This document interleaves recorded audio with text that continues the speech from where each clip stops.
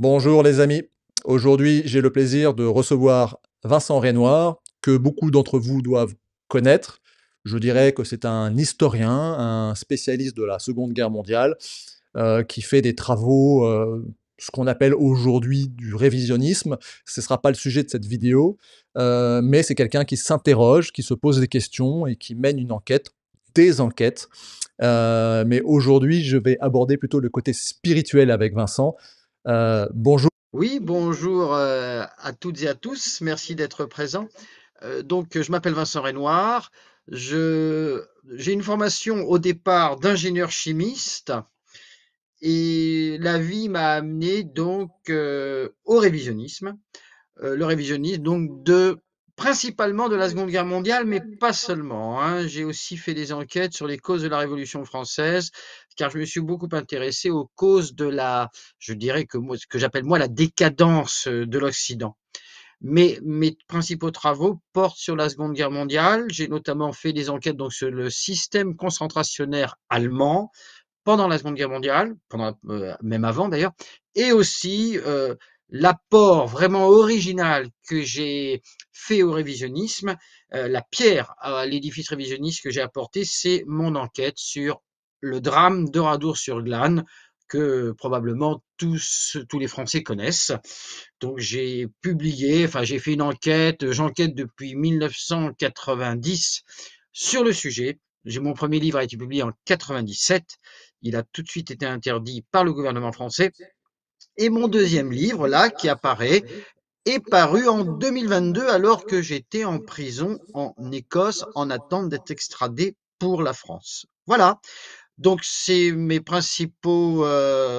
sont mes principales, je dirais, activités. Et en même temps, j'interviens aussi, je suis connu pour mes positions sur le national-socialisme et aussi sur la spiritualité.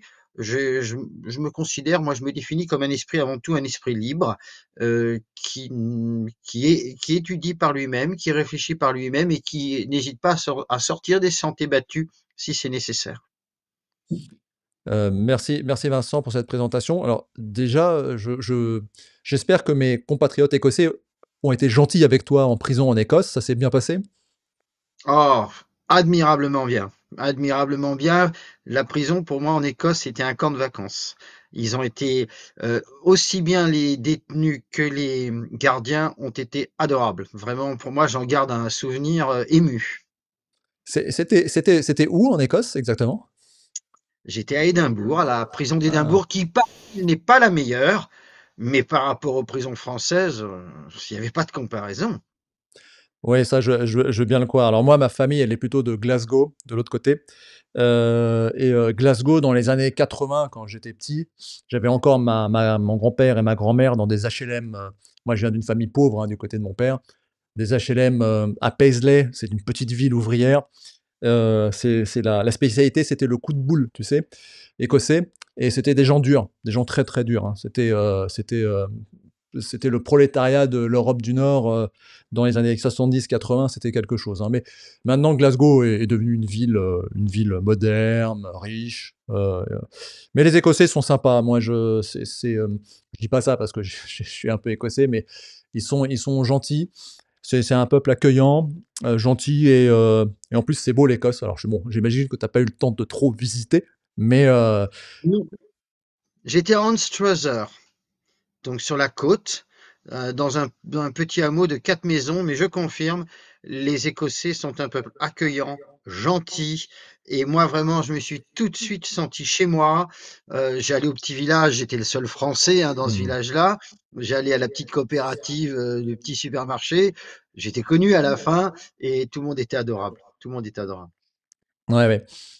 C'est un beau pays à visiter. Alors maintenant, il a un peu changé quand même parce qu'ils sont un peu comme, bah, tu parles de la décadence, hein, l'Écosse aussi est en décadence hein, depuis quelque temps. Il y a longtemps que je ne suis pas retourné en Europe et j'avoue que je me sens bien en Asie, qui est dans un pays en pleine croissance et en recadence, hein. Ici, il n'y a pas de gay pride, il n'y a pas de. C'est un pays assez traditionnel. Il y a pas tout ça.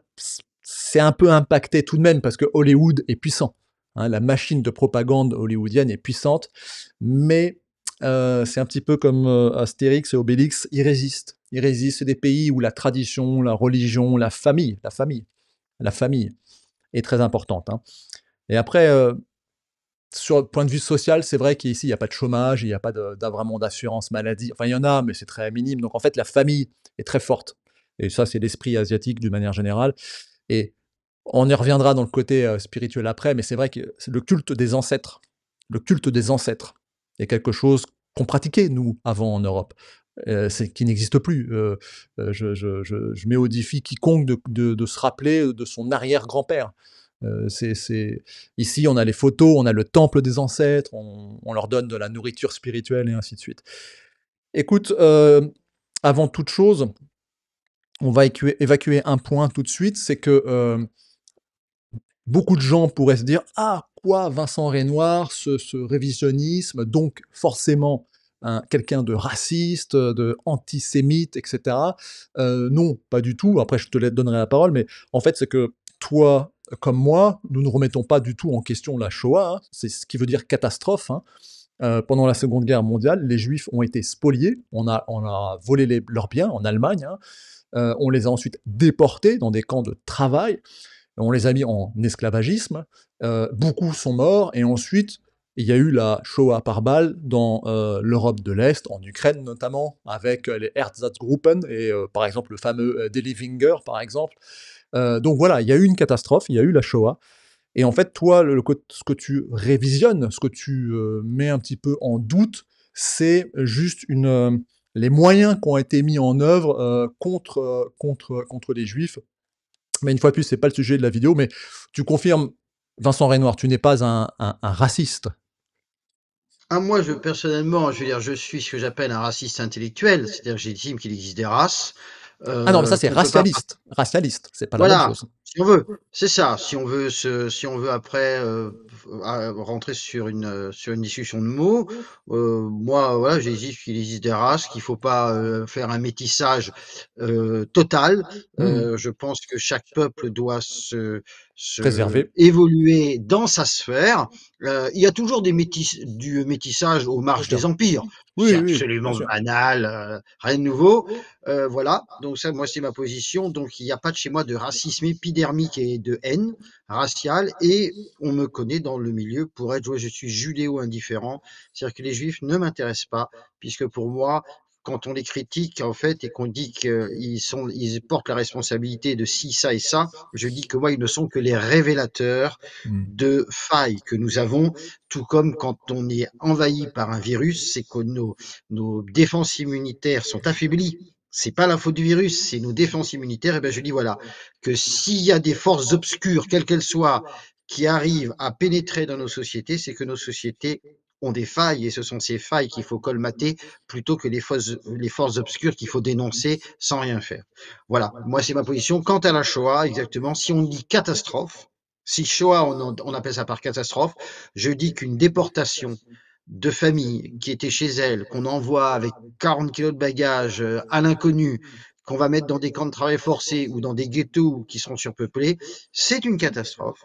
C'est une catastrophe. Donc moi, je reconnais qu'il y a eu une catastrophe, que les peuples juifs, avec d'autres peuples d'ailleurs, pendant cette Oui, Seconde Guerre mondiale, hein, oui, oui. ont vécu une catastrophe. De leur côté, ils en ont vécu une, mais il n'y a pas tout ce que l'histoire écrite par les vainqueurs dit, mais ce n'est pas le sujet de ce soir. Oui. On est globalement d'accord, hein, moi aussi, hein. Moi, je suis, ce qu'on a ouais, moi, racialiste, c'est-à-dire qu'en fait, oui, il existe des races, mais de toute façon, c'est tellement idiot de le nier. Il existe des cultures, des races, et il suffit de voyager un petit peu à travers le monde pour s'en rendre compte. Moi, je suis un immigré, je vis au royaume du Cambodge, je suis un étranger, on m'accepte, je remercie, j'apporte une certaine richesse et cetera, mais je reste un étranger. Et ensuite, C'est marrant, heu pardon. oui, non, mais je t'en prie, vas-y, vas-y. Oui, ben moi, quand on était en Belgique et surtout en Angleterre, j'avais la même approche que toi. Je disais, je suis un étranger, on m'accepte. Je donnais des cours particuliers. J'avais créé mon auto-entreprise en Angleterre, donc j'étais pas du tout un clandestin. Je payais mes impôts, j'apportais quelque chose donc au pays, mais je me disais, je ne participe pas à la politique parce que je suis Oui, pas chez moi, j'ai rien à dire. Et si un jour je suis pas content de ce que fait l'Angleterre, eh ben je m'en vais. Et quand on était en Belgique, à mes enfants, je disais ça. On ne critique pas, on n'est pas chez nous, on est des citoyens de deuxième zone, on le reconnaît parce qu'on est des étrangers. Et si on n'est pas content, on s'en va. Mais je leur oui. disais surtout, n'intervenez pas, ne critiquez pas la Belgique, on n'est pas chez nous. Oui. Oui, oui, tout à fait. Non, mais c'est bien de le rappeler parce que c'est du bon sens, c'est vrai, on a tellement l'habitude, de se croire imbus, surtout, enfin, pour dire les choses autrement et tu as tout à fait raison parce qu'en fait, le problème, il vient de nous. C'est pour ça quand monsieur Zemmour, par exemple, parle de grand remplacement, je dis: «Non, non, c'est pas un grand remplacement, c'est un grand remplissement». Si on ne fait plus d'enfants, si on ne maintient plus notre culture, bah, il est évident que d'autres vont venir. C'est La l'histoire du nature a monde. horreur du vide. Exactement, et que c'est l'histoire du monde. Quand mes ancêtres Goths sont gentiment arrivés vers Rome, s'ils ont pu envahir Rome, c'est que Rome s'est laissé faire, hein. Exactement. Et Donc où elle n'était plus à la hauteur. Elle oui, n'était plus à oui, la hauteur pour se défendre. oui, Donc oui, c'est tout fini. totalement. Voilà. Ouais, ouais, c'est clair. Voilà. Bon, là-dessus, on est d'accord, et d'ailleurs, moi, ça fait 10 ans que je ne suis pas retourné en France. Alors, je pense que j'aurai un choc si jamais je reviens en France, mais voilà, moi, pour l'instant, je vis au Cambodge, où j'ai refait ma vie avec ce peuple très sympathique qui a la gentillesse de m'accueillir, mais exactement ce que tu dis, je ne m'impose pas, je reste discret, je ne me mêle pas de la politique, je ne critiquerai jamais le gouvernement. Et d'ailleurs ici c'est un gouvernement, entre guillemets, «familial et totalitaire», hein, pour dire les choses simplement, mais qui me convient très bien puisque c'est un totalitarisme éclairé et très libre en réalité. Parce que je suis plus libre ici qu'en France, hein. Donc voilà. C'est un paradoxe intéressant, c'est-à-dire qu'en fait, beaucoup d'Européens vont critiquer, des Européens de la bonne morale, hein, vont critiquer le Cambodge. «Oh, ce pays, de dictature, de comment dire? De magouille, de corruption» et cetera. Mais, ce qu'on devrait rappeler, c'est que le pays le plus corrompu au monde, et on le voit en ce moment, ce sont les États-Unis d'Amérique. Alors pour, terminer là-dessus, Vincent, je dois dire que, on est nombreux à le penser, mais là je vais te le dire en direct.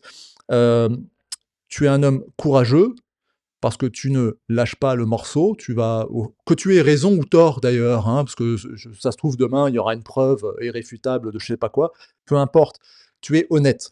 Donc tu es intègre, tu suis, ton intuition, ce que tu penses être, bien, et tu n'es plus, je pense que c'est pour ça qu'on va parler de spiritualité parce que tu as dépassé le stade, d'après ce que je peux comprendre et voir, tu as dépassé le stade, de l'homme qu'on peut acheter, et tu es un peu comme, Sénèque.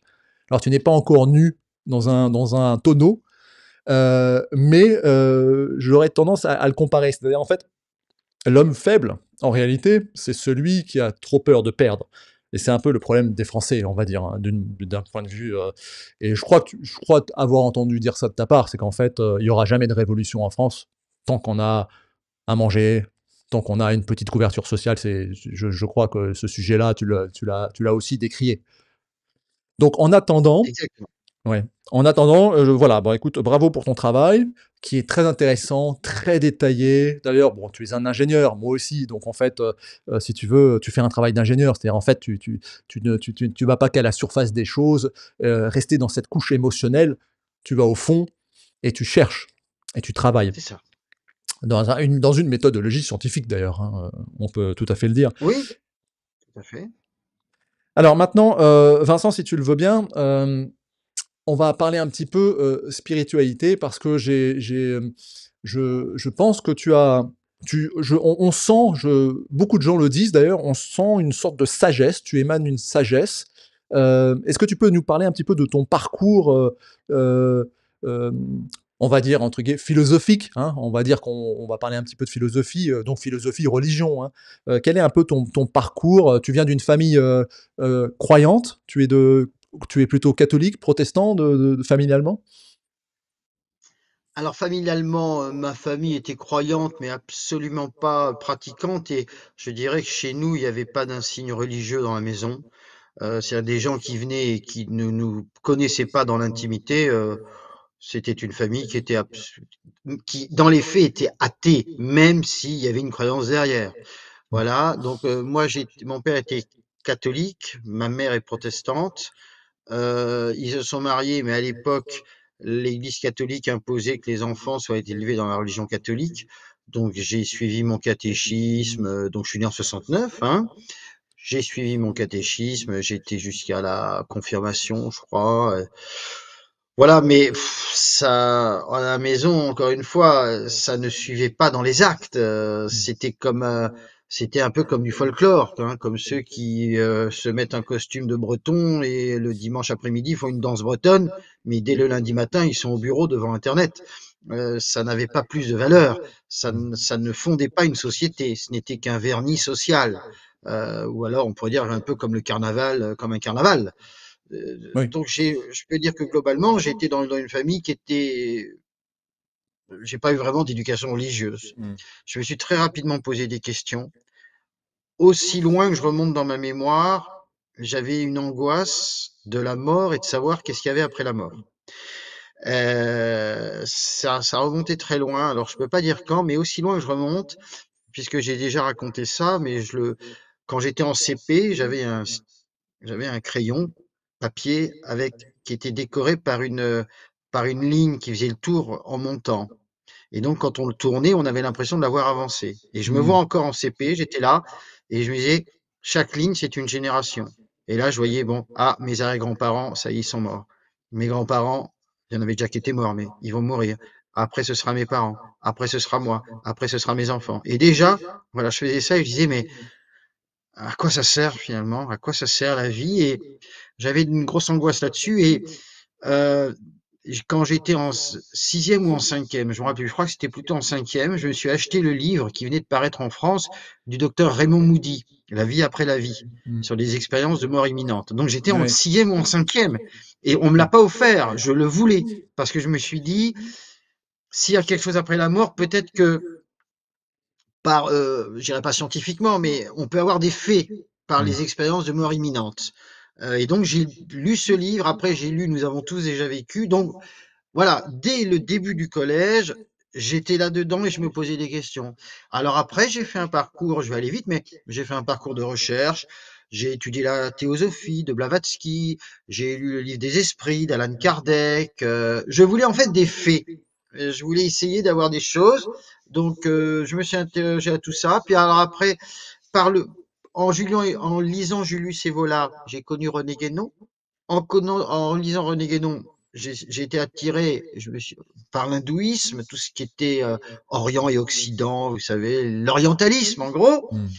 Et voilà. Et puis alors après, ben, j'ai terminé mes études. Je me suis marié parce que la fille avec qui j'étais était enceinte, donc on s'est marié comme à l'ancien temps. Et puis de là, bon, en gros, quand on est arrivé en Belgique, parce que j'ai été révoqué d'éducation nationale, mais ça, c'est pas important pour aujourd'hui.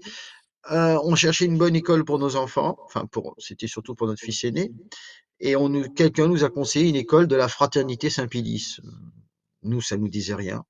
Et c'est comme ça qu'en 1999, on a pénétré dans les milieux catholiques traditionnalistes. Comme D'accord. c'était une communauté, voilà, c'est comme ça en fait. Il y a Mmh. pas, c'était pas une démarche religieuse qui petit à petit, non, non, pas du tout.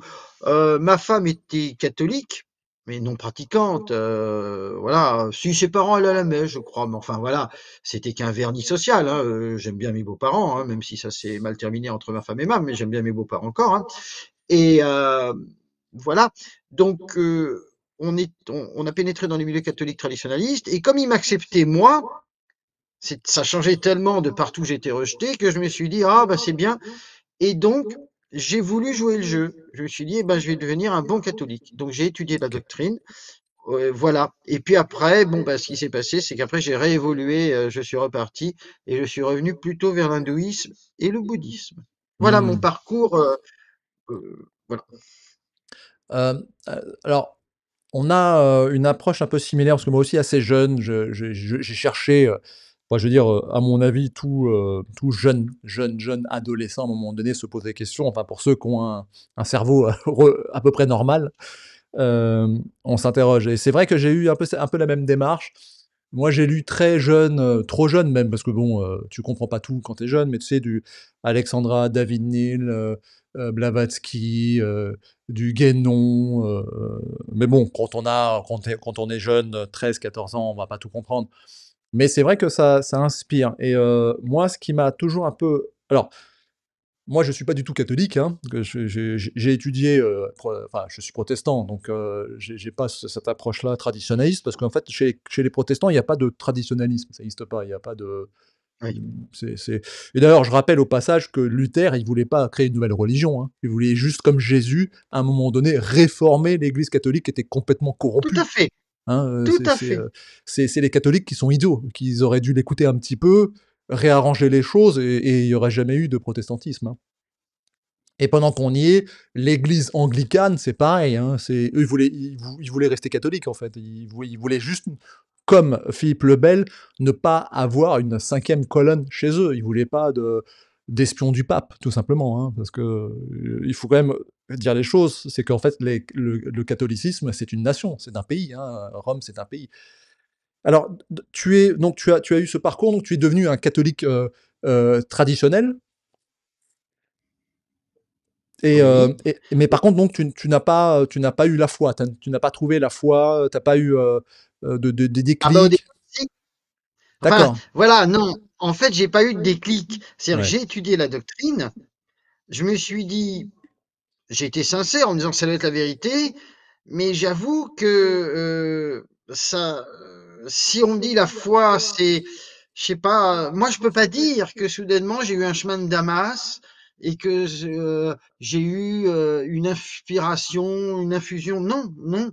Moi j'étais vraiment sur la doctrine que je défendais puisque j'ai même créé avec un ami Jean-Jacques Stormy le mouvement de combat Saint-Michel qui se voulait catholique et national-socialiste. Donc vraiment, j'étais très impliqué au départ, j'avais vraiment le zèle des nouveaux convertis, mais rétrospectivement, quand on me dit avez-vous eu la foi, je sais pas moi, je sais pas comment il y a des gens qui peut-être qui ont soudainement la grâce. Mmh. Je sais pas si la grâce se ressent, mais moi j'ai rien ressorti. Mmh. Ça a été Bah, plutôt une approche intellectuelle. ouais, ouais. Bon, là, c'est pareil, moi, j'ai pas eu non plus, j'ai pas la foi, ouais. Après, comme tu es un scientifique, et moi aussi quelque part, hein, c'est qu'en fait, moi, je suis très méfiant des hallucinations, tu vois? Je veux dire, on peut avoir par moments des sentiments. Moi, j'ai eu des sentiments forts par moments, tu vois? Ça peut arriver, mais quelqu'un qui n'est pas préparé, ou peut tomber... Alors, je dis ça à tous nos amis catholiques, ne le prenez pas mal. Je remets pas en question votre foi, mais c'est en fait, il y a quand même une partie pour moi, et c'est là où le bouddhisme est intéressant à mon sens. Il y a quand même une partie qui est, de l'hallucination peut-être, hein, à un moment donné, je sais pas trop quoi. Comment faire la limite entre une hallucination et une vérité? C'est assez compliqué. Mais bon, donc en fait, tu as dit, tu as parlé du national-socialisme et du catholicisme. Ça, c'est pareil, ça s'est pas forcément toujours très bien passé historiquement, mais hem, le bon, mis à part peut-être Léon de Grelle, qui était lui a priori catholique, hein, et croyant, d'après ce qu'on sait. Mais moi, quand j'étais jeune, j'ai rejeté la religion, chrétienne, parce que c'était pas assez viril. Pour faire très simplement les choses, hein, c'était moi je traînais avec des skins, enfin on était skins quoi, et c'était pas assez viril. Quand tu as 14-15 ans et que tu es plein de testostérone, que tu es un peu hooligan, sur les bords, c'est compliqué de dire: «Moi je me bats au nom de Jésus». C'est pas très viril. Donc forcément, nous on allait chercher, plutôt chez les Vikings, plutôt dans ces figures un peu masculines et viriles. Mais à un moment donné, moi je me suis dit: «Mais on peut pas». Alors, j'ai beaucoup de respect pour Alain de Benoît, par exemple, hein, qui a fait des travaux, et cetera. Mais à un moment donné, moi je me suis dit: «Mais je peux pas vénérer Odin ou Thor», enfin ça c'est ridicule, quoi. Même si je suis suédois, c'est en fait on connaît rien, ou très, très peu de la religion, des religions odiniques. Il y a très peu de traces en réalité, même si le centre était la Suède, ça on le sait. Mais bon, il y a quand même très peu de traces, et donc c'est pour ça que moi je me suis dit: «Mais quelle est en fait notre religion? Quelle est la religion des Européens, en réalité?» c'est le celtisme, c'est l'odinisme, etc. Mais au-delà de ça, nous sommes des Indo-Européens. Et donc aujourd'hui, quelle est et ça c'est Guénon aussi, hein, bien sûr, Ebola, Guénon, etc. Et donc là, c'est les Védas. Et là, moi, je suis tombé dans les Védas et j'ai lu un livre qui m'a marqué, qui est la Bhagavad Gita. J'ai lu la Bhagavad Gita et là, je me suis dit, mais en fait, c'est ça.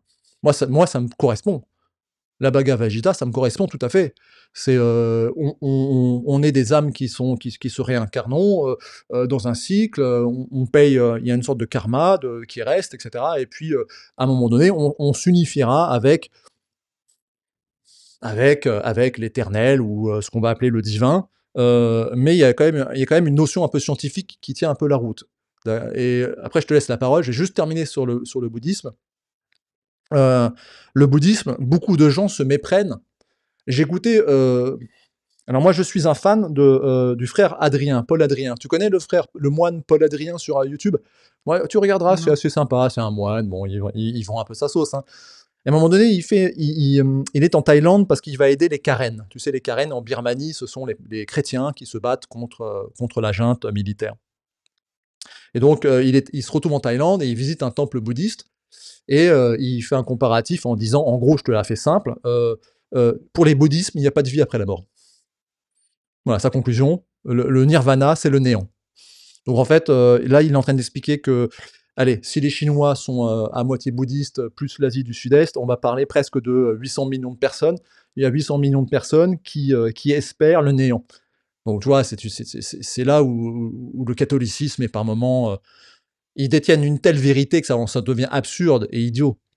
Comment dire quelque chose de... Enfin, à mon sens, c'est totalement idiot. Alors, aujourd'hui, quelle est ta démarche vis-à-vis de l'hindouisme? C'est quelque chose que tu as étudié? Qu'est-ce qui te plaît dans les Védas? Est-ce que tu as lu la Bhagavad Gita, Vincent? Alors comme toi, j'ai lu la Bhagavad Gita, j'ai lu la Bhagavad Gita telle qu'elle est, cette fameuse édition là qu'on trouve Ouais. partout. Moi, le premier, je l'ai trouvé chez Emmaüs. Je l'ai lu et moi aussi, voilà, ça a résonné en moi. Je me suis dit, ah, surtout cette notion de fais ton devoir Mm, sans te soucier ni de l'échec ni de la réussite et jamais tu n'encourras le péché. Quand il dit mm, ça à Arjuna, quand donc Dieu dit ça à Arjuna, enfin Krishna dit ça à Arjuna, moi ça a vraiment résonné en moi. J'ai dit c'est ça, faire son devoir sans se soucier ni de la perte, ni du gain, ni des joies, ni des peines, ni de la victoire, ni de la défaite. Tu dois faire ton devoir et peu importe ce qu'il en adviendra, ça c'est l'affaire de Dieu. Et d'ailleurs, on le retrouve un peu dans une phrase de Jeanne d'Arc, qu'on attribue à Jeanne d'Arc, combattons et Dieu nous donnera la victoire. Voilà, mm. combattons-nous. La victoire, c'est l'affaire de Dieu. Il nous la donnera ou il nous la donnera pas. Mais c'est pas ça qui est important. L'important, et c'est vraiment ça qui a résonné en moi dans la Bhagavad Gita. Et en effet, ce qui m'a aussi plu, parce que j'étais en tant que catholique et même avant, j'étais assez inquiet par notamment tous ces gens ou tous ces enfants morts sans baptême, Ah oui, etc. oui. Ou tous ces gens qui avaient, je me disais mais qu'est-ce qu'ils deviennent? Ou tous ces gens qui avaient raté leur vie, qui s'étaient suicidés. Je me dis Ouais. mais qu'est-ce qui se passe? Et là, et puis aussi il y avait quelque chose qui m'affolait, c'est que moi étant petit, j'étais le fils du médecin, dans mon village, du maire. J'ai bénéficié d'une famille qui était intellectuelle. J'étais intelligent. Je veux dire, j'ai pas une intelligence transcendante, mais enfin, j'étais intelligent par rapport à la moyenne. Et je me disais, pourquoi eux, mes camarades, parce que je m'entendais très bien avec mes camarades, mais je me disais, pourquoi eux, en gros, ils sont dans des familles beaucoup moins valorisées que la mienne? Pourquoi il y en a qui sont vraiment pas intelligents, il y en avait qui traînaient une bêtise. Et pourquoi moi je suis comme ça? Pourquoi cette inégalité, non seulement dans du matériel, mais de l'intellectuel, voire du spirituel? Et ça, j'arrivais pas à m'expliquer. Je disais, mais pourquoi Dieu, si on n'a qu'une vie, comment ça se fait? Pourquoi moi je suis là et les autres ils sont là?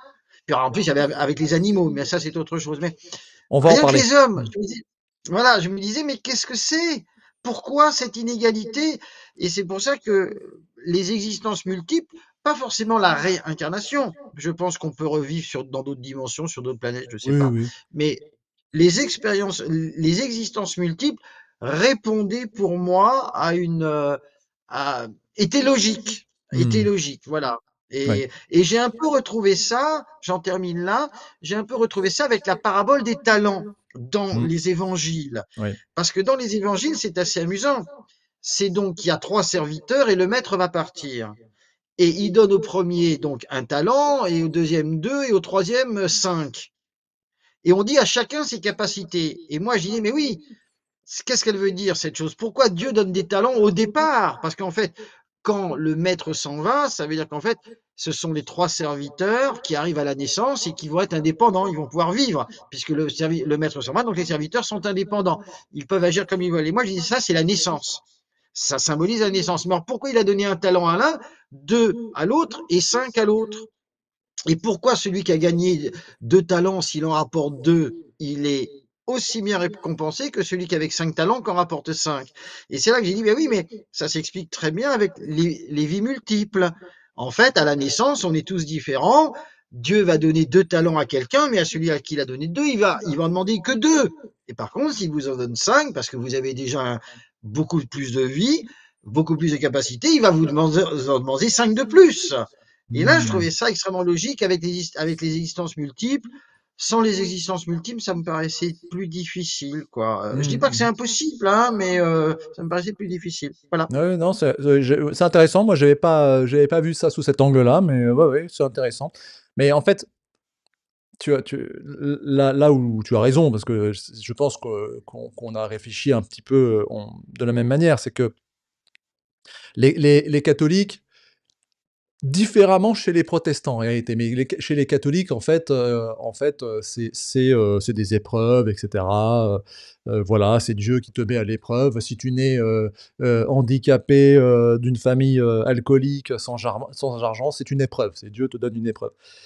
Je trouve que les explications, que tu payes une vie antérieure ou autre est un peu plus logique déjà, parce que c'est un peu moins injuste, mais bon, ça se C'est discute. ça. Ça Oui, ça peut après, se discuter. oui, ça se discute parce qu'en fait, enfin, disons que ça se discute. Non, ça se discute pas parce que c'est quand même plus scientifiquement logique, mais par contre, il y a un biais et ça, c'est vrai et ça, souvent, les catholiques vont le dire sur le bouddhisme notamment. Moi, chez les hindouistes, c'est qu'en fait, il y a une, sorte d'acceptation du destin. Par exemple, s'il y a des pauvres et cetera, les bouddhistes vont dire bon, ils vont aider, hein, parce qu'il y a de la charité dans le bouddhisme, hein, mais ils auront pas, ils vont dire: «Bah, il paye son karma». C'est voilà, c'est chacun, a sa vie, ses conditions, on va l'aider et cetera, mais c'est sa condition. C'est sa condition, donc c'est normal qu'il soit là, quelque part et bon, mais après, c'est toujours pareil, c'est Bouddha disait, dans une de ses paraboles, il y a un jeune moine qui vient lui voir et il dit, «Est-ce que tout le monde doit devenir moine?» Du coup. Parce qu'en fait, c'est la salvation, donc est-ce que tout le monde doit devenir moine? Et Bouddha dit: «Non, non, non, non, non, non, non, il faut des soldats, il faut des servants, il faut des fonctionnaires, non, non, comme il y a des vues multiples, dans une prochaine vie, ce soldat doit aujourd'hui il est soldat, il faut qu'il reste soldat parce qu'il nous protège. Il protège l'empire, il protège la nation, il protège le royaume, mais dans une prochaine vie, il pourra devenir moine. Il y a pas de tout le monde aura son temps, pour le faire». Tout comme dans le bouddhisme, un Bouddha ne peut pas être une femme, hein. Donc l'inclusivité, là, le wokisme, ils pourront essayer tout ce qu'ils veulent, ça ne fonctionnera pas. Une femme ne peut Et, pas devenir un Bouddha. Elle va se réincarner un homme, et là, elle deviendra Bouddha. Hein, parce que là, on touche du doigt une des autres choses que j'ai beaucoup aimé, moi, dans la Bhagavad Gita, c'est la notion d'hiérarchie. Il y a une hiérarchie. Mais elle est pas mauvaise l'hiérarchie. Elle est naturelle. Il y a des gens plus intelligents que d'autres, il y a des gens, plus doués que d'autres. C'est pas pour ça que, on est supérieur. Mais chacun doit faire sa fonction et son devoir, ce que tu disais Vincent. C'est-à-dire en fait, quand il est face au champ de bataille et qu'il dit: «Mais je vais tuer mes cousins en face», Dieu, Krishna lui dit: «Oui, c'est ton devoir et de toute façon, ne sois pas inquiet parce que le corps humain n'est qu'une enveloppe et ne t'attache pas aux choses matérielles».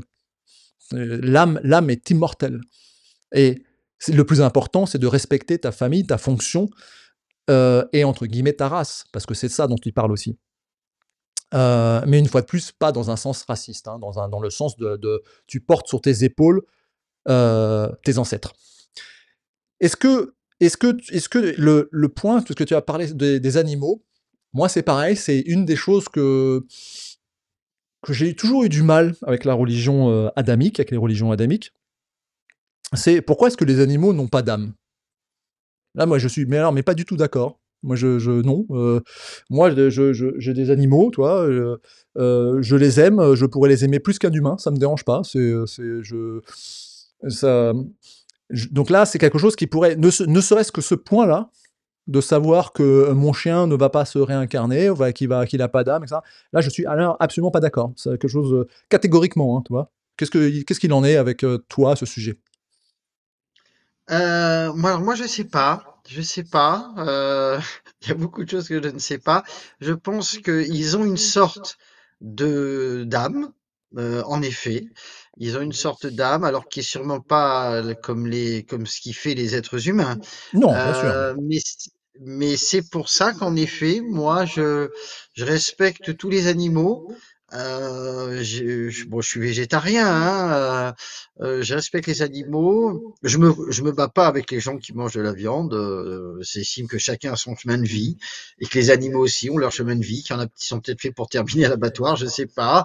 Donc bon. Mais en tous les cas, personnellement, j'essaie de jamais tuer un animal parce que et puis même là, j'en reviens, on va dire, c'est des considérations bassement matérielles, mais même une mouche, par exemple. Quand on apprend ce qu'est une mouche, l'œil de la mouche, hmm. mais c'est un petit jouet Ah technologique. oui. Écraser une mouche, pour moi, c'est horrible. On écrase un être qui mange, qui fait de la digestion, qui a des yeux, qui a des yeux même d'ailleurs plus puissants que les nôtres, Ah pratiquement. oui. Enfin,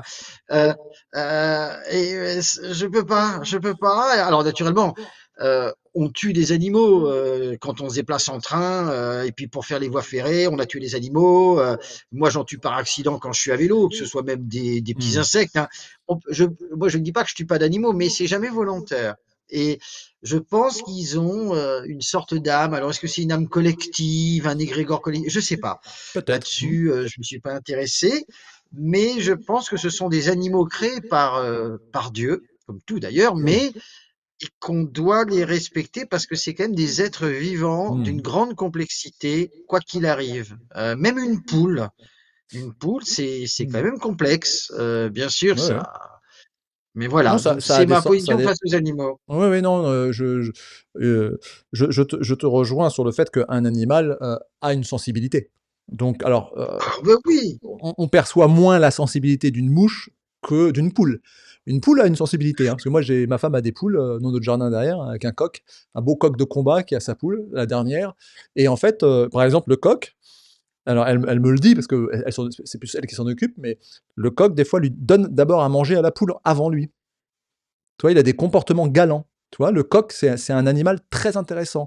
Et c'est un très beau symbole. Tu vois, le symbole de la France, le coq, c'est un animal très intelligent et qui défend sa poule. Et que s'il y a des rats, des trucs comme ça, il se bat, hein. Et c'est un coq de combat, c'est violent, hein. C'est pas. Et il défend sa poule. Et alors, bien sûr, on projette beaucoup sur les animaux, hein, de nos propres sentiments, mais ma femme me dit: ah non, non, il est galant, il lui donne d'abord à manger, il regarde si elle mange, et après il mange. Bon, voilà. Mais en tout cas, les animaux ont des sentiments, bien sûr. Et voilà, moi, c'est un des thèmes qui me dérange, bah, parmi d'autres, hein, mais voilà, les animaux ont des sentiments. Alors, tu dis que tu es végétarien. Ça fait longtemps que tu es végétarien. Pourquoi es-tu devenu végétarien? ah non, alors ça, oui, c'est pas du tout pour la cause animale, c'est parce que ceux qui me suivent depuis longtemps savent, hein, j'étais obèse et Oui, alors pour maigrir, plus jeune, tu étais gros, oui, c'est vrai. Oui. ah bah jusqu'en 2016, hein. En 2016, j'ai Oui. atteint 112 kilos pour 1 m Ah 70. oui. Donc j'étais obèse de type 2. Hmm. J'avais des ennuis d'apnée du sommeil, j'avais mes articulations qui me faisaient mal. Mhm. Et un soir, c'était le 5 août, je m'en souviens. Là, j'ai dit, c'est plus possible, il faut que je fasse quelque chose. Alors, j'ai fait un jeûne. J'ai fait un jeûne de 45 jours 45 à jours. l'eau. Hmm. Oui, mais je faisais 112 kilos, hein, j'avais de la réserve. Donc, Ouais, au ouais, bout mais de quand même, 45 jours, quand même, oui, c'était quand même. Mais c'est moi, je voulais que costaud. ça aille vite. Ok. Alors, et puis au bout de 45 jours, je faisais du vélo puisque je donnais tous mes cours particuliers à vélo. Puis un soir, je me suis penché pour regarder un livre qui était en bas dans une vitrine et en me relevant, j'ai eu un malaise. Hmm. Vraiment là, j'étais bon. Et là, je me suis remis à manger, mais pour éviter de trop manger, parce qu'en fait, moi, j'ai des problèmes. Bon, en fait, moi, je suis boulimique, anorexique. si on me donne à manger, je mange tout. Et je peux Mmh. manger tout le temps, tout le temps, tout le temps. C'est pour Ah ça que ouais. j'étais devenu très gros. Mmh. J'ai un TOC alimentaire, un trouble du comportement alimentaire à cause de mes relations avec mes parents et surtout avec ma mère, et c'est assez conflictuel. Hein, c'est pas un secret. Hein. Donc, je suis devenu boulimique vers 13-14 ans. Très jeune alors, très Vraiment, je jeune. mangeais Mmh. très jeune. Oui, oui, ça n'allait pas. Et donc, pour éviter de trop manger, je me fais des restrictions. Et pour comme j'aime les Mmh. animaux, ben, je mange pas de viande, je D'accord. mange que des légumes, je mange un peu de céréales et puis des fruits.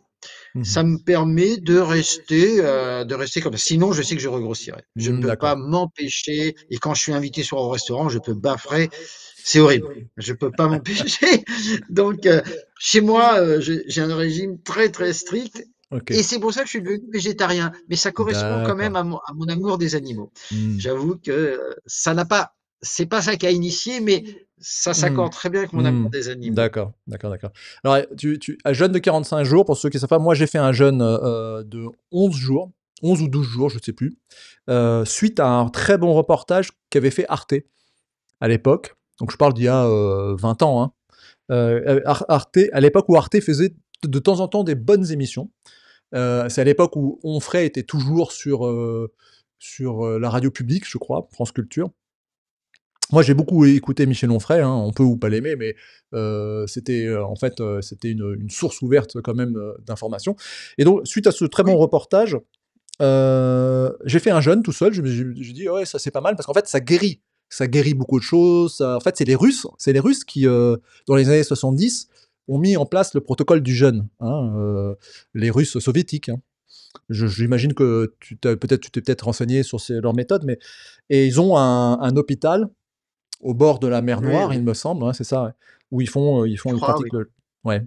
Bon, moi, j'ai fait un petit jeûne de 11-12 jours. Alors c'est vrai que j'ai perdu du poids, j'étais pas gros, comme tu l'étais. Je mangeais bien aussi, et cetera. Et du coup, maintenant, je mange une fois par toutes les 24 heures. Mais je mange tout, voilà. Mais je mange une fois toutes les 24 heures, je mange un repas, sauf si on m'invite le soir ou un truc comme ça. Mais par contre, moi, je mange de la viande, je mange tout, hein, j'ai pas de restrictions. Mais c'est vrai que l'alimentation, et d'ailleurs, tu avais comme tu es spécialiste de la Seconde Guerre mondiale, tu avais un docteur, allemand qui avait fait des recherches sur la fermentation, mais comme il a appartenu au NSDAP, il a été, banni après la Seconde Guerre mondiale, et on l'a remis au goût du jour dans les années 80. En fait, c'est un spécialiste de la fermentation et qui déclenche le cancer. Parce on sait aujourd'hui que le cancer est déclenché, par la fermentation, donc trop de nourriture peut déclencher le cancer, bien sûr. Et après, c'est un dérèglement hormonal, et cetera, et cetera. OK, bah, très intéressant cette histoire de régime. Et donc du coup, si demain on te propose, une bonne petite entrecôte, c'est fini, à jamais? Plus Non, jamais de viande? non, Et puis non. ça Déjà, t'écœure de toute façon, maintenant? j'aimais pas trop la viande. Ouais, J'aimais d'accord. pas trop la viande. OK. Chez mes parents, il y avait beaucoup de bœuf et Ouais. j'aimais pas trop. Mmh. Donc ça m'a pas Tu pas trop manqué. Ça gêné? m'a pas Mmh. manqué. OK. Bon, alors Non. en fait, tu es prêt pour le Shanga, hein. Tu peux directement devenir un moine, il y a plus grand chose qui t'en empêche, hein, parce que ça, c'est quand même une des conditions sine qua non, d'être, végétarien. Hem Pour revenir un petit peu à nos histoires, tu dis que tu as lu un petit peu, du Blavatsky, du Guénon, et cetera. Donc on va aborder un petit peu «l'ésotérisme», entre guillemets, de Blavatsky et de Guénon et de Evola aussi. D'ailleurs Evola, tu as lu, J'ai hem lu Chevaucher le tigre, ouais, L'homme au milieu des ruines, Révolte contre le monde moderne, je crois, si j'ai des bons ouais, tout souvenirs. à fait, tout à fait. Oui, j'avais 19 ans, j'étais en Mmh. école d'ingénieur, oui. Et Guénon, tu as lu aussi beaucoup? Ah, je crois que j'ai lu quasiment tout Guénon, Ouais. sauf La Grande Triade, et puis le livre La vie simple de René Guénon, ça m'intéressait pas. Les Mmh. personnes m'intéressent pas, c'est toujours leur doctrine. Je crois que sinon j'ai tout lu. Ouais. Enfin, tous ces livres qui sont parus, hein. Oui, Il oui, a oui, fait des oui. articles peut-être qui n'ont pas été publiés en livre, mais sinon je crois que j'ai tout lu. Mmh. Ouais, d'accord. Et qu'est-ce que tu en dirais aujourd'hui de Guénon? Tu le gardes, qu'est-ce que tu penses Ah de oui. ouais, d'accord. Et qu'est-ce que tu Bah penses moi je de pense que oui, pardon. non, je t'en prie, je t'en prie.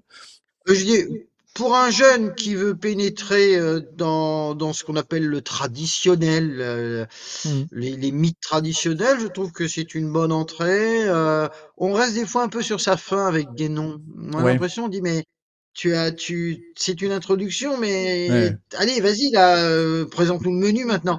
Mais je dirais voilà, donc ça reste un peu des fois on dit mais oui, mais on dirait qu'il veut pas aller jusqu'au bout, qu'il cache des choses, ou est-ce qu'il sait pas du tout en fait, je sais pas. Mais Mmh. bon, ça reste une bonne introduction. Ouais, je pense aussi, alors pour tous ceux qui cherchent en fait un chemin spirituel, un peu plus traditionnel, Guénon est une bonne approche. Ça me C'est semble ça. sérieux, ouais. Par contre, Blavatsky, là, il faut quand même, c'est quand même autre chose. Moi, j'ai été, franc-maçon, hein, pendant 15 ans. J'ai été franc-maçon à la Grande Loge nationale française, d'accord? Donc c'est la loge, on Voilà. va dire, traditionnelle, hein. Alors ce qu'il faut comprendre, c'est qu'en fait la maçonnerie, en Écosse, par exemple, toi qui as vécu en Écosse et qui a connu, les geôles d'Édimbourg, il y avait des Français, hein, à l'époque dans les geôles d'Édimbourg, des pirates français, enfin des marins français. La maçonnerie écossaise, c'est un club social en fait. Ça va avec la maison de retraite en réalité. C'est un club social, donc c'est pas du tout. Ah oui, ils font des portes ouvertes, Oui, oui, oui, euh, c'est social quoi. C'est un c'est club rien de social. secret. Non, non, non, il y a rien Bien de sûr, on secret. va dire que non, qui montre pas tout, mais non. Non, Alors non, non, là, non, la non, non, franc-maçonnerie, non, non, non. c'est des clubs là-bas. Oui, oui, Il y a c'est un des club. clubs.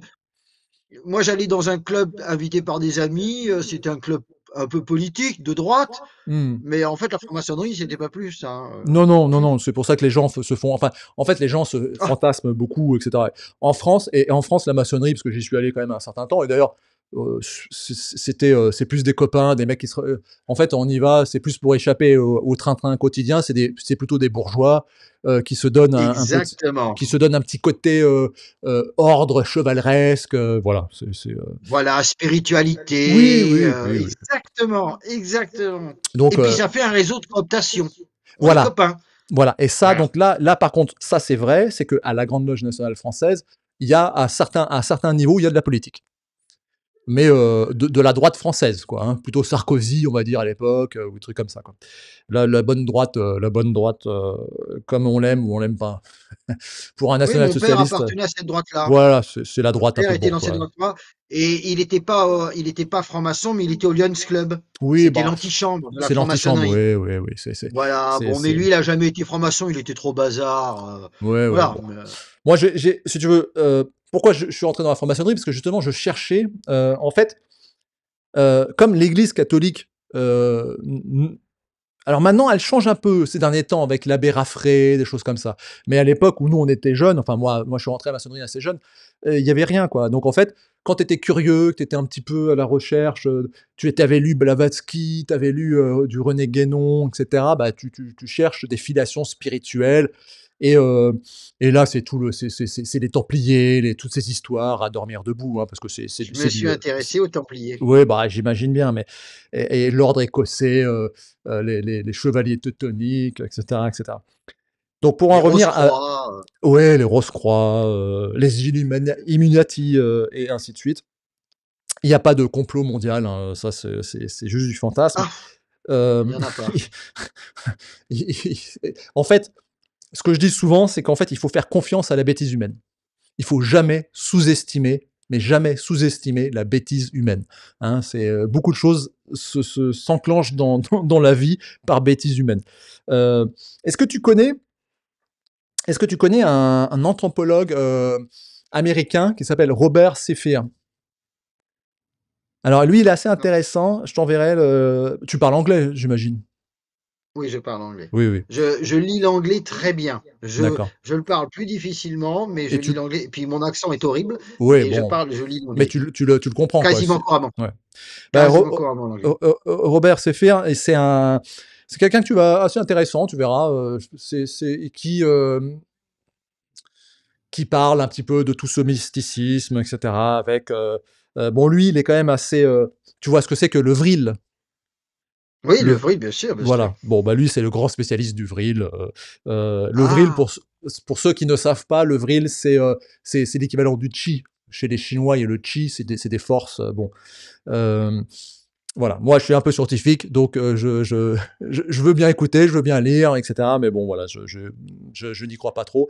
Toi, tu crois un petit peu à ça, au vril, ou toutes ces je puissances? suis, je sais pas, je sais pas. Je Ouais, reste très sceptique. suspect. Ouais, Voilà, je suis comme toi, je lis avec ouais. intérêt, à Oui, cœur ouvert, oui, c'est-à-dire oui, je oui. lis pas pour rejeter, mais après je reste, comme je dis souvent, ça change pas ma vie. Voilà, Voilà. exactement et voilà, Il y bah, a ça des c'est choses auxquelles je crois, mais ouais, ça change pas ma vie. ouais. Voilà, ça c'est très intéressant ce que tu viens de dire, c'est qu'en fait, pour les jeunes notamment, vous pouvez lire beaucoup de choses et cetera, même du Blavatsky, sur le vril, même les soucoupes volantes nazies, allez, soyons fous, mais il faut pas que ça change votre vie. Voilà, je retiens ta phrase parce qu'elle est tout à fait juste. C'est qu'on peut s'intéresser à beaucoup de choses, mais restez sérieux, restez sur vos rails, voilà, il faut faire attention. Est-ce qu'on Et peut, je crois qu'il faut, je voulais juste je t'en rajouter, prie. pour à l'avis des jeunes, je crois que quand vous croyez quelque chose, il faut le tester. Ouais. Et voir où ça mène. Si ça mène pas où il faut, ou si ça répond pas à ce que vous faites, ben, il faut abandonner. Moi, il y a beaucoup de choses que j'ai comme ça. Ouais. Bien sûr, j'ai pas testé la drogue, hein, si je m'étais drogué, je le dirais, hein, il y a aucun problème. Mmh. Même en prison où on m'a proposé de la drogue, j'ai pas testé, j'ai pas besoin de tester ça. Mais il y a des choses que j'ai testées, notamment des croyances en disant, et si je les applique, ça va donner quoi? Mmh. Et puis, bah, si ça n'allait pas ou si ça se révélait faux, oh, bah, j'abandonnais. Donc, Ouais. mais voilà, naturellement, il faut pas que le test soit dangereux et puisse Oui, compromettre. bien sûr, il Mais faut faire tant que attention. ça reste, ouais, voilà. Oui, oui. Bah, là, justement, on va aborder un peu le dernier point, de cette spiritualité, on va dire un peu indo-européenne, appelons-la comme ça. Est-ce que tu médites? Est-ce que tu as pratiqué un petit peu la méditation, J'en bouddhiste suis ou autre? incapable. J'en suis incapable parce que mon cerveau part tout de suite. Je suis Ouais, toujours dans la pensée et je crois que j'ai été trop dans ma vie, toujours à réfléchir et ouais. c'est pas pour cette vie-là. Je me suis dit: «La méditation, Vincent, c'est pour une prochaine vie» parce que là, c'est impossible. Mais par contre, comme tu fais beaucoup de vélo, quand tu fais du vélo, tu médites un petit peu, non? Non, parce que c'est le seul moment où je peux écouter un peu de musique. Bah, c'est une forme de Donc j'en méditation. profite. D'accord. C'est une forme de Oui, alors méditation. je réfléchis beaucoup et d'ailleurs souvent, là le secrétaire, de Rivarol vit dans le même appartement que moi, donc on a chacun notre chambre, mais souvent je lui dis: «Oh tu sais ce matin j'étais à vélo et j'ai pensé à ça». Donc je pense beaucoup, mais j'assimilerais pas ça à de la méditation, c'est plutôt des Oui, réflexions philosophiques, oui, oui. pas vraiment de la méditation et Alors, quand je vais méditer, alors ça foire. ouais, alors ce qu'il faut, la méditation, on a souvent une mauvaise interprétation, dans le monde occidental. Alors moi, je vais parler de la méditation, dans le bouddhisme Theravada, dans ce qu'on appelle les vipassana, c'est-à-dire, en fait, il y a des degrés de méditation pour atteindre, de Mmh. l'éveil. Mais en réalité, ce qui est la base, en fait, c'est de d'abord se calmer physiquement, hein, de se relâcher, se détendre et ensuite de se laisser aller et en fait, ce n'est pas s'empêcher de réfléchir, méditer. C'est Mmh. regarder les pensées et de les laisser passer. Et s'il y a une C'est pensée ça. néga s'il y a une pensée négative, c'est dire: «Ah ça c'est négatif, va-t'en, passe ton chemin». D'accord? Et alors moi c'est pareil, hein, moi j'en ai fait un petit peu, mais moi j'ai un peu le même problème que toi je pense, mais c'est un peu une récitation et après il y a des choses à réciter et cetera, mais c'est pas évident, c'est pas simple. Mais par contre c'est pas faire le vide, méditer. Parce que ça Ah personne non, n'y a ça je suis d'accord, hein. c'est parce que On peut ça, pas faire le vide. bah non, on peut pas. Donc c'est se calmer et c'est en fait essayer de se regarder de l'extérieur et regarder ses propres pensées passer et d'analyser ces pensées-là et dire: «Ah tiens, OK, d'accord», et a priori, au bout d'un moment, on peut monter dans des états contemplatifs et cetera, mais bon, moi je suis resté au zéro, hein. Je suis resté au niveau zéro et j'en fais plus de méditation maintenant parce que c'est comme toi, c'est un peu compliqué et puis, mais par contre, ce que je fais, sans doute ce que tu peut-être as fait quand tu fais ton vélo et cetera, quand du sport, quand je cours ou, quand je marche, ce qui est important dans la vie, c'est de temps en temps de s'arrêter, de s'asseoir, de regarder le ciel et de méditer. Mais là, de méditer de manière, consciente, de réfléchir. En fait, il faut pouvoir Oui, ça, s'arrêter. ça m'arrive. Voilà, ça ouais. Bah, ça, Quand je regarde les nuages, ouais, par je les exemple. regarde à vélo, parce qu'à vélo, il y a des moments où je suis sur des chemins, il n'y a pas de problème, et je regarde. Et là, je pense, oui. Mmh. C'est de se retirer un petit peu du bruit du monde, en fait. Hem, est-ce que comme tu as réfléchi à tout ça, est-ce que, pour terminer, qu'est-ce que tu penses de la mort? C'est-à-dire, en fait, donc on va imaginer qu'il y a des multimondes, si j'ai un peu compris pour toi, il y a un peu et d'ailleurs scientifiquement, il y a des chercheurs, hein, qui affirment qu'il y a des multivers, hein. C'est, Barrow, je crois. c'est un physicien, un astrophysicien français qui a des cheveux longs assez, Oui. un peu poète, très à gauche, hein, un gauchiste, patenté, mais assez sympa, quand même. Moi, je regardais un petit peu ses conférences, enfin ses cours, c'était intéressant. Donc les multivers. Pour toi, la finalité de la vie, c'est de quoi? C'est de se réintégrer à l'énergie primordiale, de se, quelle est un peu la conception du nirvana quelque part? C'est comme pour les bouddhistes, ni la mort, ni la vie, c'est un repos, un sommeil qui peut être réanimé à un moment donné, comme la physique quantique quelque part. Quelle est un petit peu ta conception? Alors moi, ma conception, c'est qu'en fait, il y a une divinité qu'on pourrait dire, une transcendance, un esprit initial qui se partage en de multiples étincelles, mais naturellement, il reste lui. Mais il se Hmm. partage et ça donne les âmes. Les âmes sont plongées dans des mondes. Nous, on est sur Terre, dans les mondes physiques. Donc, on est soumis aux trois énergies, hein, aux trois gunas, disent Hmm. les gens en Inde. On est soumis à ça. Hein. Quand on est plongé, on oublie d'où on vient. Et le jeu, c'est pour moi, c'est de réintégrer ce nirvana, enfin cette unité primordiale, en en pratiquant l'amour, en pratiquant la charité, l'amour. Et c'est d'ailleurs pour ça, je voulais rebondir sur ce que je disais tout à l'heure. C'est vrai que on nous dit, oh bah oui, donc comme pour vous, tout le monde paye son karma, tu vois un pauvre, Hmm. eh ben, c'est bon. Mais oui, mais ça n'empêche pas de l'aider. Bien Parce que sûr, justement, le bien pauvre, sûr. je dois lui donner cette leçon de dire, regarde, je vais t'aider. Et c'est comme ça qu'il va dire, ah, quelqu'un qui m'aide. Et c'est comme ça que sa pauvreté va lui servir. Si tout le monde lui crache à la figure ou passe sans rien, il va rester. Donc, Hmm. ce n'est pas parce qu'on croit au karma qu'on est complètement Hmm. insensible. C'est pas ça du tout. Bien Bon, sûr. ça, c'était la première chose. La deuxième, c'est que donc, je pense qu'on va réintégrer le nirvana. Alors, justement, et là aussi, je voulais rebondir sur ce que tu avais dit, notamment chez les catholiques, mais chez beaucoup de gens disent, ah donc, pour vous, c'est le néant. Hmm. Mais non. Mais ils vous disent, mais le problème, c'est que pour l'instant, tu es Vincent Renoir, mais si tu réintègres le nirvana, tu seras plus Vincent Renoir, tu seras plus qu'une grande pensée. Mais ce qu'ils n'ont pas compris, c'est que Vincent Renoir n'est qu'une illusion. Hmm. Je ne suis qu'un fragment de la divinité. J'ai un costume qui s'appelle Vincent Renoir, mais ce Vincent Renoir, c'est lui qui est une illusion. Donc quand je vais réintégrer le nirvana et que je vais réintégrer l'unité du tout, enfin le tout, je vais être réellement moi-même, ce que j'ai jamais cessé d'être. À l'heure Ouais. actuelle, en fait, je suis Dieu qui ne voit que par une petite lorgnette qui l'appelle Vincent Renoir. Mais ce Vincent Renoir, c'est un carcan. Quand je vais réintégrer le Nirvana, je vais dire, ah, ça y est, enfin libre. Donc, je vais pas perdre ma personnalité. Ma personnalité, c'est Dieu. Elle a juste un costume. Donc, ce fait de dire, ah, mais alors tu vas plus exister, tu seras dans un néant. Mais non, je serai moi-même. C'est à l'heure actuelle que je suis pas moi-même. Voilà. C'est ma vision des choses. Donc, j'attends, moi, de réintégrer le Nirvana. Tu touches du doigt un truc très important. On va conclure là-dessus parce que malgré tout, on a presque fait 1 heure.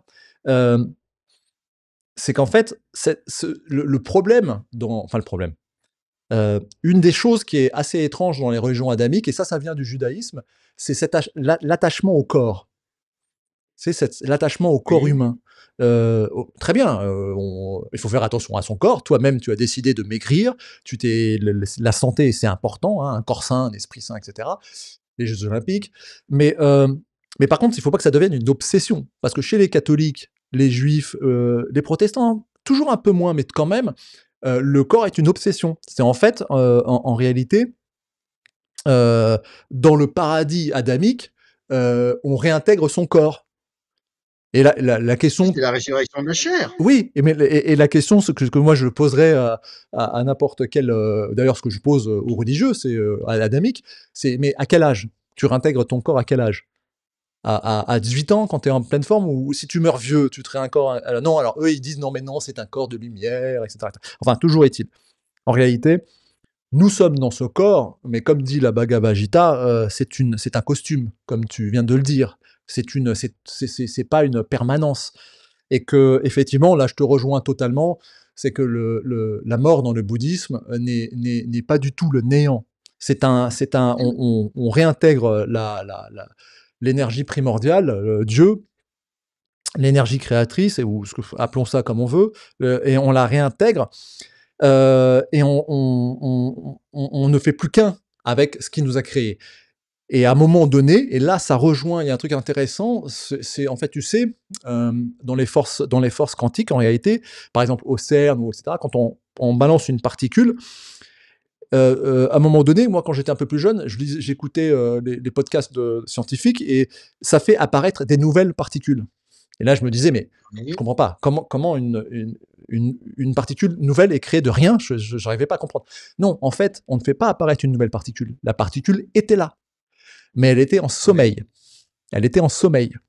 Et c'est ça ce que dit Bouddha. C'est ni la mort ni la vie, c'est une sorte de sommeil.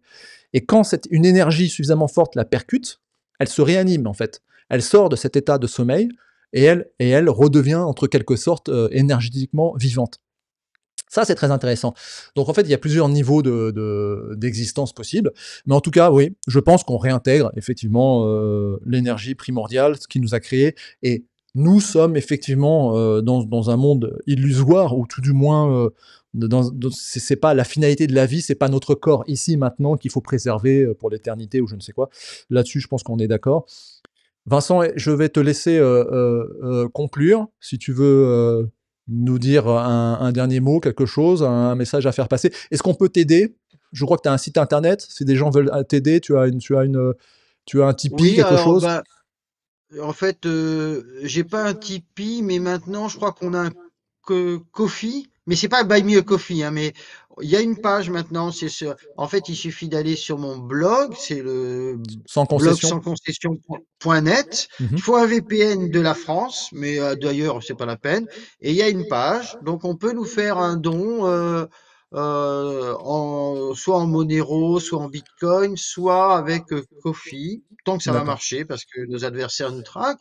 Bon, ça, moi personnellement, je vis de très peu, très très peu. Vous voyez, derrière, j'ai mon vélo là que j'ai acheté d'occasion, ma veste. Je vis dans une toute petite pièce, donc ça va. Non, moi, ce que je voudrais dire en conclusion, pour notamment s'il y a des jeunes qui vous écoutent, mais des moins jeunes aussi, je pense que tout le monde a son chemin de vie. C'est très important. Et donc, ce qu'il faut, c'est se renseigner, lire, écouter les autres, mais surtout après faire son propre chemin de vie. Et quand on fait son chemin de vie, eh bien, on perd jamais sa vie. Je veux dire, je vais pas le cacher, moi j'ai un fils qui est séminariste, on se dispute jamais, jamais du tout, parce que c'est son chemin de vie. Il sait que moi j'ai quitté le catholicisme, lui il est à fond dans le catholicisme traditionnaliste, mais moi je lui dis c'est son chemin de vie, il doit passer par là. Donc il va pas perdre son temps, il va faire des choses importantes. Moi, j'ai fait des tas de choses dans ma vie que je ne fais plus, mais c'était mon chemin de vie. Ça m'a permis d'arriver là, aujourd'hui, où je suis. Donc, n'hésitez pas, quand, quand vous voulez faire quelque chose, quand vous avez la conviction que c'est une chose importante, faites-le et vous regretterez jamais. Et dites-vous que que vous avez un chemin à parcourir. Et deuxième chose, moi, une chose qui m'a sauvé dans le bouddhisme, c'est le concept d'impermanence. Rien n'est permanent. Tout passe. Il n'y a pas de groupe d'amis qui ne sera séparé, il n'y a pas de construction qui tombera en ruine, etc. Il n'y a pas de vie qui se terminera par la mort physique. Et ne jamais s'accrocher à quelque chose, en fait. Le détachement, en disant tout ce qui est là est impermanent et ça va disparaître. Que ce soit le physique, que ce soit la fortune, que ce soit les possessions, tout. Et donc, il faut jamais craindre de laisser derrière soi pour la suite. Je dis pas qu'il faut toujours se plonger dans le nouveau, mais pour la suite.